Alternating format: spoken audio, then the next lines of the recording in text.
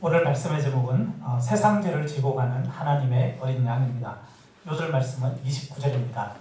요한복음 1장 29절 같이 읽어보겠습니다. 시작.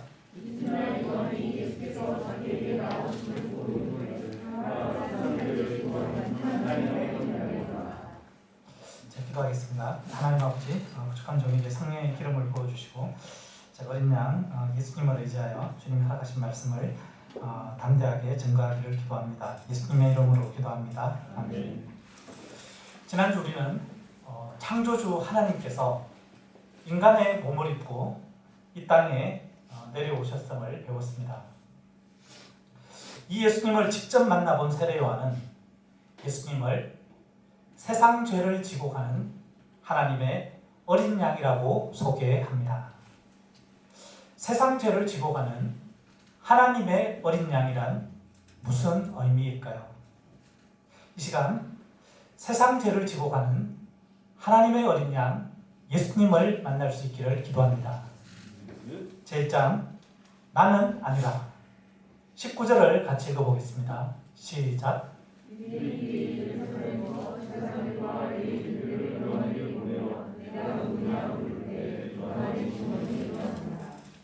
당시 유대 광야에서 거국적인 회개운동을 일으키던 세례 요한은 유대 백성들로부터 엄청난 추앙을 받았습니다. 사람들은 요한이 메시아, 그리스도가 아닐까라고 생각하였습니다. 그러자 기득권을 누리고 있던 종교 지도자들은 불안감을 느끼게 되었습니다.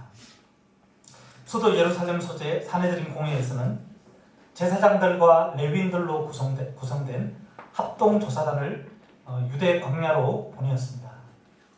요한을 찾아온 조사단원들은 공회에 직인이 찍힌 신분증을 보여주면서 네가 누구냐? 라고 질문하였습니다. 20절을 보십시오. 당시 분위기상 요한이 애매모호한 태도로 글쎄요 라고만 해도 어떻게 되었을까요? 거짓말을 안 하면서도 사람들에게 그리스도로 인정을 받고 영광을 누릴 수도 있었습니다. 그러나 세례 요한은 그들의 질문의 의도를 파악하였습니다. 그래서 자신은 절대로 그리스도가 아님을 드러내놓고 분명하게 말하였습니다. 조사단원들의 질문이 계속될수록 그의 대답은 더욱 단호했습니다. 나는 아니라 No! 그렇다면 요한은 자신을 어떤 사람이라고 소개합니까? 첫째, 자신을 소리라고 합니다. 23절을 우리 형제님들께서 읽어주시겠습니다. 시작.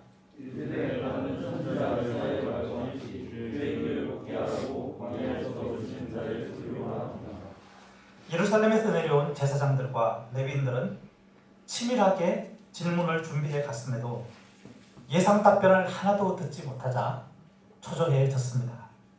이렇게 빈손으로 돌아갔다가는 사내들인 의원님들에게 혼날 것 같았습니다. 직장을 잃을 수도 있었습니다. 이에 그러면 너 스스로 너 자신을 누구라고 생각하는지 허심탄회하게 한번 말해보라고 다그쳤습니다. 요한은 그들에게 어떤 대답을 합니까? 세례 요한은 이사야서 40장 3절을 인용하여 자신을 인격체도 아니고 생명체도 아닌 소리라고 소개합니다. 원문을 보면 이 소리라는 단어에는 관사도 없고 아무런 강조가 없습니다. 이것은 그가 자신이 누구인지는 중요하지 않다는 것입니다. 중요한 것은 자신의 소리 높여 전하고 있는 메시지의 내용이며 자신의 메시지가 가리키는 대상 예수 그리스도 그분만이 중요하다는 것입니다. 둘째, 자신을 가장 비천한 종보다 못한 종이라고 합니다. 25절을 보면 제사장들과 레위인들은 그리스도도 아니면서 그럼 왜 세례를 주느냐 라고 따져 물었습니다. 당시 사람들은 세례는 죄 씻음을 의미하는 것이었기 때문에 그리스도만이 줄 수 있다고 생각하였습니다.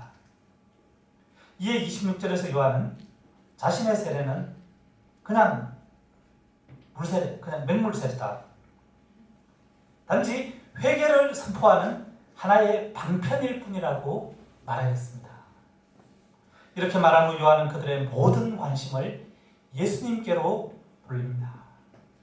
요한은 너희 가운데 너희가 알지 못하는 사람이 서 있다고 합니다. 그 사람은 이 땅에 인간의 모습으로는 요한보다 늦게 나타났습니다. 그러나 창조주로서 요한보다 훨씬 앞선 분이십니다. 바로 예수 그리스도를 가리킵니다. 요한은 그리스도와 자신을 극명하게 대비시킵니다. 27절을 보십시오. 나는 그의 신발끈을 풀기도 감당하지 못하겠노라. 이스라엘에서는 손님이 오면 그 집의 가장 천한 종이 손님의 끈으로 이어진 신발을 벗기고 발을 씻어주는 풍습이 있었습니다. 요한은 자신을 예수님 앞에서 이러한 비천한 종보다 낮은 자로 비하시켰습니다. 이는 그가 주의 길을 예비하는 그 시대의 엘리야와 같은 위대한 선지자라고는 하나 그 역시 하나님 앞에서는 죄인이었기 때문입니다. 그리고 예수님은 완전히 거룩하신 창조주 하나님이셨기 때문입니다. 그는 오직 예수님만을 부각시켰습니다. 우리가 빛 대신 예수님을 증거하다 보면 예수님의 빛으로 우리도 어느 정도 빛나게 됩니다. 아까 우리 특성하는 분들이 얼마나 빛이 나든지요. 하나님의 은혜로. 영적으로 눈먼 사람들에게는 눈에 보이지 않는 예수님보다 눈에 보이는 우리가 더 잘 보입니다.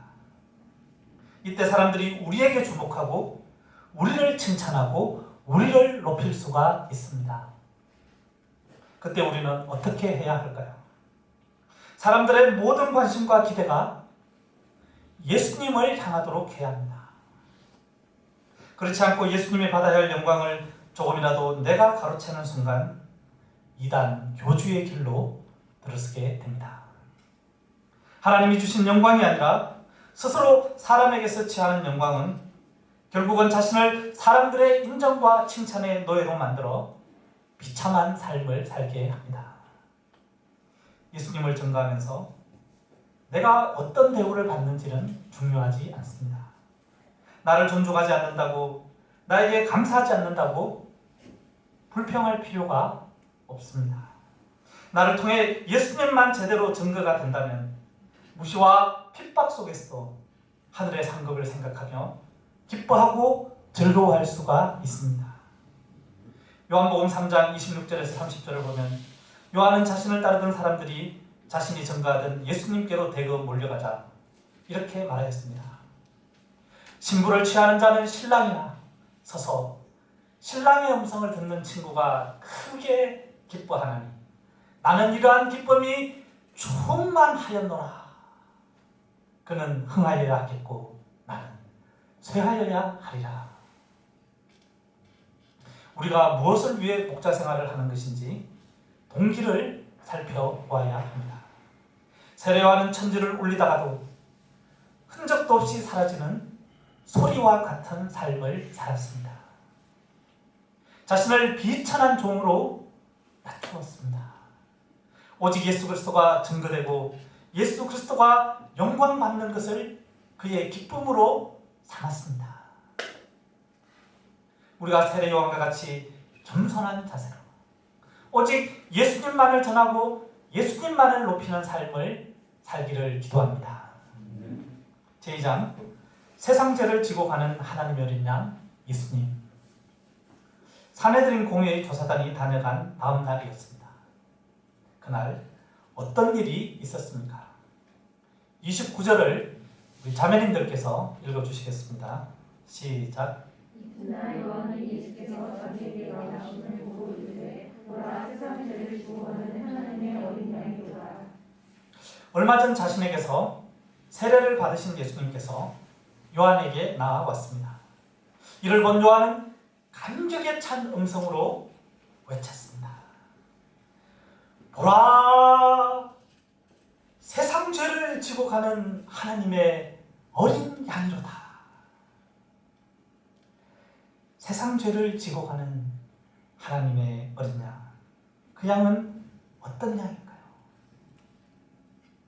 무슨 의미가 있을까요? 이 말은 예수 그리스도의 가장 중요한 속죄 사역을 간결하고도 명확하게 표현한 것입니다. 로마서 6장 23절을 보면 죄의 삭은 사망입니다. 죄는 생명의 주 하나님의 한량없는 사랑과 우리를 향한 무한한 신뢰를 저버리고 그 뜻을 거역한 것입니다. 반역한 것입니다.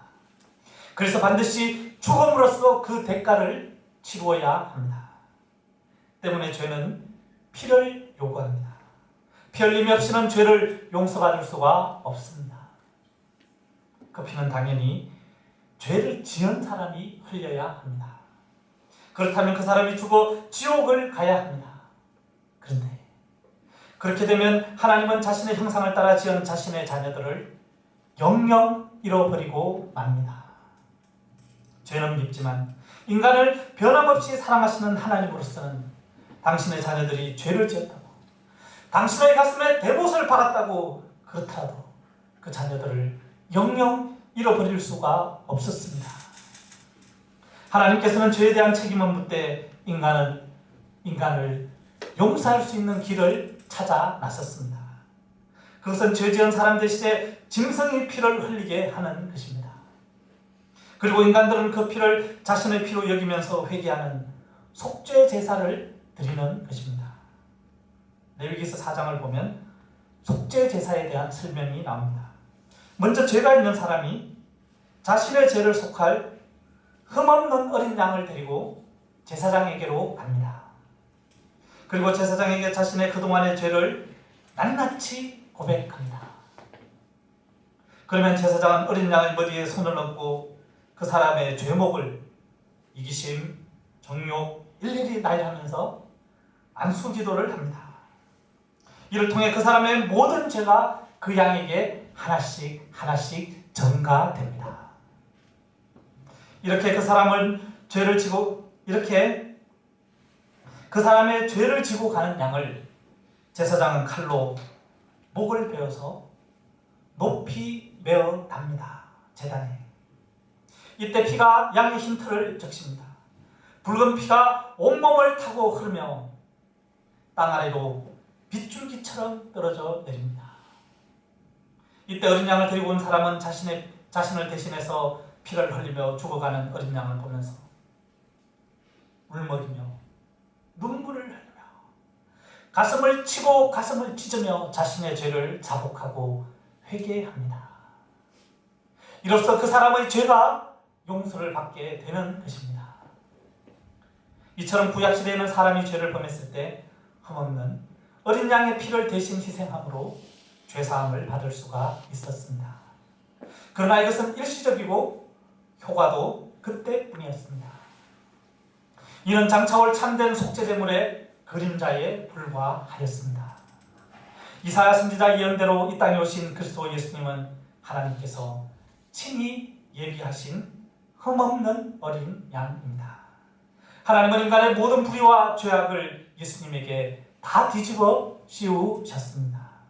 그리고 그 무거운 십자가를 지고 골고다 언덕길을, 그 힘든 길을 한 걸음 한 걸음 끝까지 올라가게 하셨습니다. 마침내 회고리가 하는 곳에 이르러 예수님은 십자가에 못 박힌 채로 매달려 우리 인간의 모든 죄를 친히 그 몸으로 담당해 주셨습니다. 이사야서 53장 5절과 6절은 이렇게 말합니다. 그가 찔림은 우리의 허물 때문이요 그가 상함은 우리의 죄악 때문이라.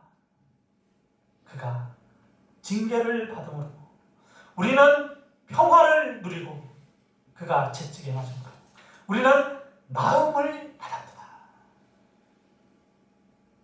우리는 다 양 같아서 그릇 행하여 각기 제 길로 갔거늘 여호와께서는 우리 모두의 죄악을 그에게 담당시키셨도다. 예수님께서 오늘 우리의 죄를 위해 십자가에서 보배 피를 흘려 주셨습니다. 그 온몸이 피로 범벅이 되고 십자가 아래로 흘러내렸습니다.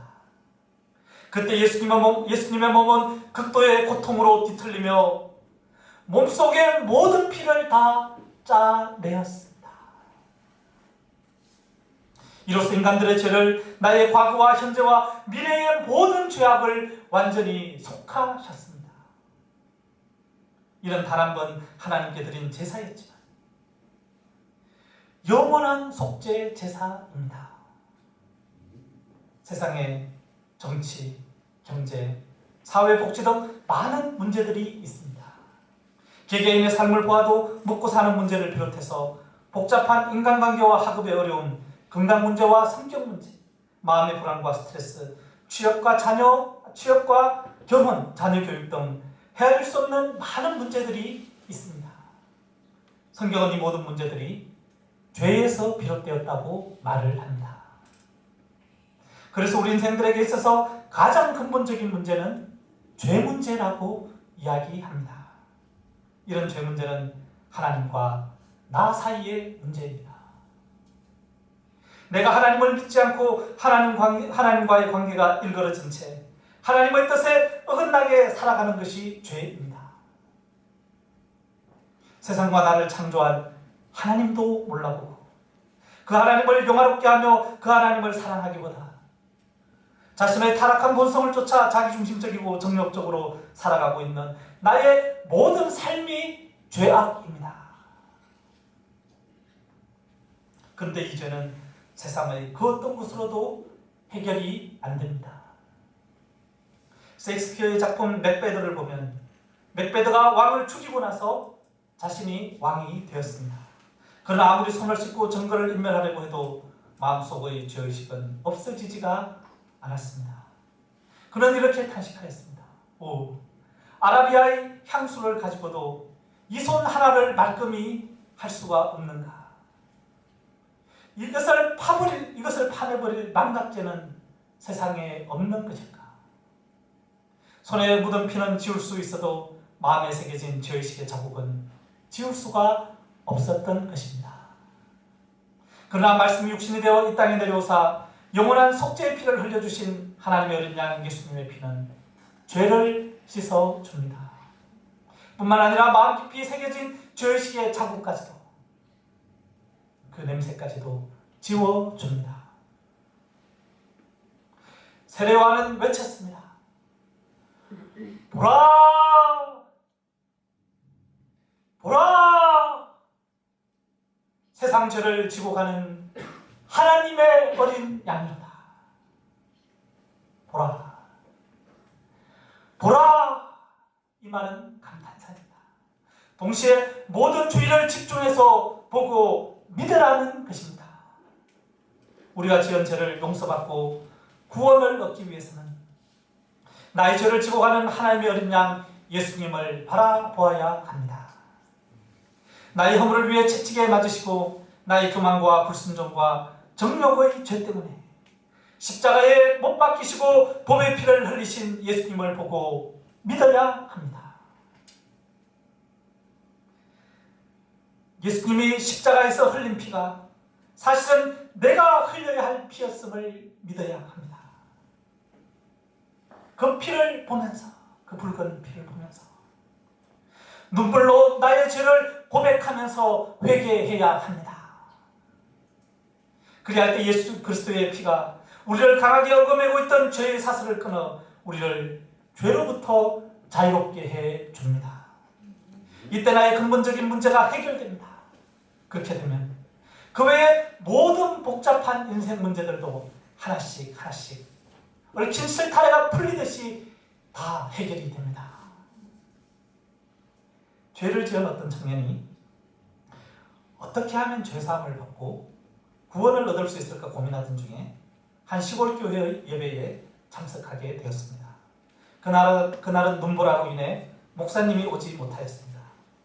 대신 구두수성공처럼 보이는 한 깡마른 사람이 강단에 올라가 어색한 목소리로 설교를 하였습니다. 설교 본문은 이사야서 45장 22절이었습니다. 45장 22절. 땅끝의 모든 백성아 나를 바라보라. 그리하면 구원을 얻으리라. 그는 이렇게 설교하였습니다. 여러분들 중 많은 분들이 여러분 자신을 바라보고 있습니다. 자기만을 바라보고 있습니다. 그러나 그것은 아무 유익이 없습니다. 당신들은 당신 자신 속에서 아무런 위안도 발견하지 못할 것입니다. 성경은 나곧 예수 그리스도를 보라고 말씀하십니다. 나를 바라보라. 내가 수많은 핏방울을 흘리고 있노라. 나를 바라보라. 나를 바라보라. 나는 십자가에 매달려 있노라. 나를 바라보라. 오 불쌍한 죄인이여 나를 바라보라. 나를 바라보라. 이렇게 말하고 나서는 한 낯선 청년을 보고는 이렇게 말하였습니다. 젊은이여, 당신은 매우 불행해 보이는군요. 아주 어두운 얼굴을, 기쁨이 하나도 없는 얼굴을 하고 있었던 것 같습니다. 죄책감에, 죄의식에 시달리는 얼굴이었던 것 같습니다. 만일 오늘 읽어드린 본문에 당신이 복종하지 않는다면 당신은 늘 불행할 것입니다. 땅끝의 모든 백성아 나를 바라보라. 이 말씀에 당신이 순종하지 않는다면 당신은 불행할 것입니다. 살아서나 죽어서나 똑같이 말입니다. 그러나 지금 바로 이 순간에 당신이 순종한다면, 예수님을 바라본다면 당신은 구원을 받을 것입니다. 그런 다음 그런 손을 들고 외쳤습니다. 젊은이여 예수 그리스도를 보라. 보라 보라 보라. 보고 믿는 것밖에는 당신이 할 일이 아무것도 없습니다. 그 청년이 예수님을 바라보는 순간 즉시 어두움이 물러가고 찬란한 생명의 빛이 자기의 영혼을 비추이는 것을 느낄 수가 있었습니다. 그는 단지 예수님을 바라보기만 했는데, 그리고 믿기만 했는데, 죽음에서 생명으로 옮겨졌다는 구원에 대한 확신을 갖게 되었습니다. 그는 형용할 수 없는 기쁨을 소유하게 되었습니다. 그 후 그는 다음과 같은 신앙 결단을 하였습니다. 영원 무궁토록 변함없는 하나님께 내가 이 땅에 있는 한 당신께 봉사할 것이며 당신으로 기쁨을 삼고 당신으로 나의 유일한 기쁨을 삼고 당신을 영원히 찬양하겠습니다. 아멘. 그 청년이 바로 기독교 역사상 최고의 설교자로 손꼽히는 찰스 스펄전입니다. 우리 중에 불행해 보이는 얼굴을 하고 있는 분들이 있습니까? 옆으로 한번 보시기 바랍니다. 서로에게 관심을 가져야 됩니다. 우리가 혹시 얼굴이 불행한 분들이 있으면 기도를 해줘야 됩니다. 다 괜찮습니까? 한번 보십시오. 옆에.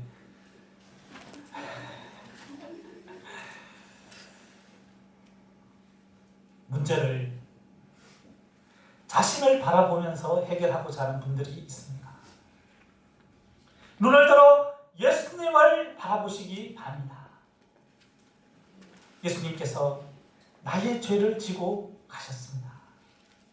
나의 죄 때문에 십자가에서 피를 흘리셨습니다. 이 예수님 앞에서 나의 죄를 고백하고 뉘우치면 그 마음에 천국의 기쁨과 하늘의 평화가 임합니다. 어떤 사람들은 문제가 생겼을 때 그 원인을 다른 사람들에게서 찾습니다. 그 사람이 잘못해서, 그 사람이 나에게 상처와 피해를 주어서 내가 불행하다고 생각합니다. 그래서 그 사람을 쳐다보면서 미워하고 원망하거나 복수를 해서 문제를 해결하고자 합니다.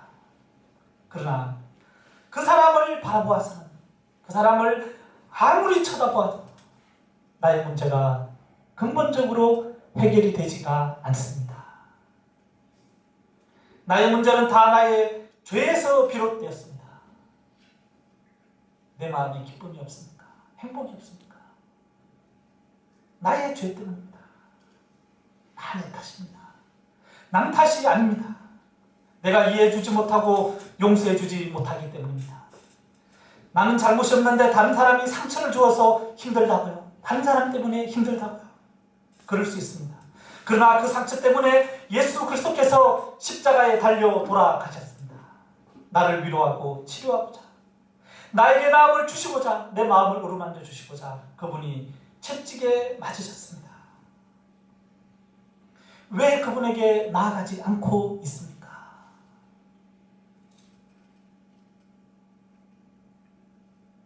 예수님을 믿으면 더 이상 아픔이나 상처에 머물지 않습니다. 오히려 나에게 해를 가한 그 사람을 용서하고 불쌍히 여기고 예수님의 사랑으로 섬기게 됩니다. 모든 것이 나의 믿음 없는 문제요, 용서하지 못하고 사랑하지 못하고 완악하게 계속 죄에 머무르는 나의 죄 문제입니다. 그러므로 우리는 여러 어려운 일들에 직면할 때 먼저 나의 죄를 돌아보아야 합니다. 나의 죄를 지고 가신 하나님의 어린 양 예수님을 바라보아야 합니다. 예수님께 나의 근본 문제에 답이 있습니다. 모든 복잡한 문제의 해결책이 이 예수님께 있습니다. 하나님과 나 사이에 막힌 죄의 닮이 허물어지면 우리는 영원한 생명과 참된 행복과 모든 능력의 근원이신 하나님 아버지와의 관계가 회복이 됩니다.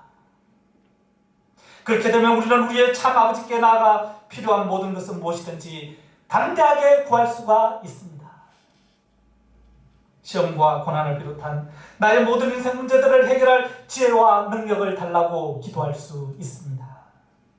건강과 행복과 사랑을 달라고 기도할 수 있습니다. 풍성한 생명의 열매를 맺는 삶을 살게 해달라고 행복한 기도를 할 수가 있습니다. 기도가 잘 안 되는 분들이 있습니까? 하나님과 나 사이에 막힌 죄의 담이 없는지 돌아보시기 바랍니다. 내 안에 마음을 다하고 목숨을 다하고 힘을 다해 하나님을 사랑하지 못하고 있는 죄가 없는지 돌아보시기 바랍니다. 하나님보다 다른 것을 더 사랑하고 있지는 않은지 돌아보시기 바랍니다. 나의 모든 죄를 지고 십자가로 가셔서 피를 흘려주신 하나님의 어린 양 예수님을 바라보기를 기도합니다. 예수님께서 나의 모든 죄의 담을 허물어 주십니다. 그 예수님을 의지할 때 우리는 시원한 대로를 달리듯 그렇게 달려 하나님께 나아갈 수 있습니다. 언제든 하나님의 도움이 필요할 때, 언제든 그분의 사랑이 그리울 때 그분과 사랑의 대화를 나누고 싶을 때 그때마다 우리는 바로 무릎을 꿇고 지상에서 가장 행복한 시간을 가질 수가 있습니다. 피터 목자님은 조레베카 목자님하고 단 둘이 있을 때 가장 행복하시죠? 아닙니다. 맞습니다. 예수 그리스도 그분과 함께 있을 때 가장 행복합니다. 맞습니다. 우리 중 한 목자님은 학창시절 폭력서클 아이들에게 끌려가 날마다 심한 구타를 당했습니다. 우울증에 걸리게 되었습니다. 의사 선생님 말을 쳐다보며 도와달라고 하였습니다. 그런데 의사 선생님은 병이 너무 심각해서 이것은 고쳐줄 수가 없다고 하였습니다. 아무런 도움도 주지 못하였습니다. 이분은 자신의 모든 불행이 그 혈전파 친구들 때문이라고 생각하였습니다. 그런데 이분이 한 선배님의 전도로 세상죄를 지고 가는 하나님의 어린 양 예수님을 바라보게 되었습니다. 이때 이분은 원수 같은 친구들을 용서하지 못하고 미움에 사로잡혀 그 친구들만을 노려보면서 살아온 자신의 죄악을 회개하였습니다. 그리고 예수님이 자신의 죄악을 지고 가시며 자신을 대신해서 속죄의 피를 흘려주신 것을 깨달았습니다. 이때 그는 친구들을 탓하기보다 자신의 미움과 복수심과 살기 어린 마음을 눈물로 회개하였습니다.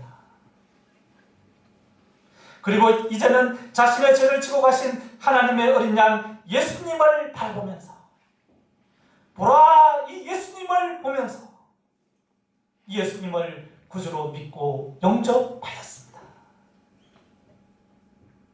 이때 예수님께서는 죄사함과 더불어 원수도 사랑하는 마음과 위로부터 난 참 지혜를 주셨습니다. 그 인생에 필요한 모든 것을 넘치게 허락하여 주셨습니다. 그래서 이제는 예수님만을 바라보면서 자신의 모든 죄를 지고 가신 하나님의 어린 양 예수님만을 바라보면서 과거 자신처럼 죄로 고통하는 대학생들에 대한 신적인 사랑을 품고 그들을 하나님의 어린 양 예수님께로 인도하는 교수 목자의 삶을 살고 있습니다. 오늘날 이 시대를 누가 살릴 수 있을까요? 대통령이 살릴 수 있을까요? 자기 유력한 대선 후보들이 살릴 수 있을까요? 누가 타락해가는 캠퍼스를 살릴 수 있습니까? 총장님이, 교수님들이 살릴 수 있습니까? 창조주이시지만 우리 죄인들을 사랑하사 스스로 속죄양이 되셔서 묵묵히 세상 죄를 지고 가신 예수님만이 이 시대와 우리가 섬기는 캠퍼스의 죄악에 빠진 영혼들을 살릴 수가 있습니다. 우리가 세례 요한의 자세로 죄에 빠진 영혼들이 세상 죄를 지고 가는 하나님의 어린 양 예수님을 보도록 돕는 삶을 살기를 기도합니다. 기도하겠습니다. 하나님 아버지, 저희가 우리의 모든 죄를 지고 가신 하나님의 어린 양 예수님을 바라보게 도와주십시오. 늘 예수님을 바라보면서 죄를 사함받고 모든 문제를 해결함받고 예수님을 몰라 어둠 가운데 고통하는 영혼들에게 이 예수님을 선포하는 그러한 삶을 저희가 살 수 있기를 간절하게 기도합니다. 예수님의 이름으로 기도합니다.